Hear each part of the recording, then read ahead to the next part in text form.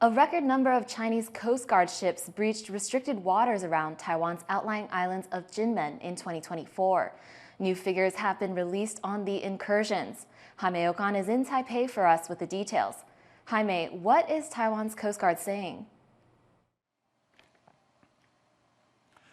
Well, Taiwan's Coast Guard says that since February of 2024, there have been 52 incidents where China's Coast Guard breaches restricted waters in the outlying islands of Kinmen, and some sources have told me that that is the highest number that they've ever seen. Now, Kinmen is one of the closest islands to China, about 4 kilometers off the coast of Xiamen. So this area from the start already has a pretty high level of law enforcement activity because China and Taiwan are both trying to monitor their borders. The issue here goes back to February when 2 Chinese fishers died in a chase with Taiwan's Coast Guard after resisting a search. And since that moment is when China really started to up its Coast Guard presence to coerce and harass Taiwan.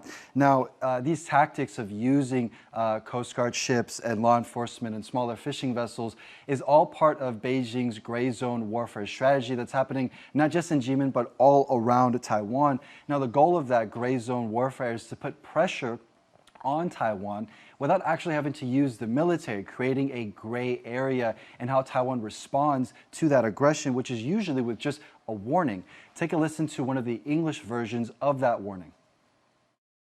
You have entered ROC Taiwan restricted waters without permission. Your actions have destabilized maritime order and security of ROC Taiwan. Adjust your course and leave our restricted waters immediately.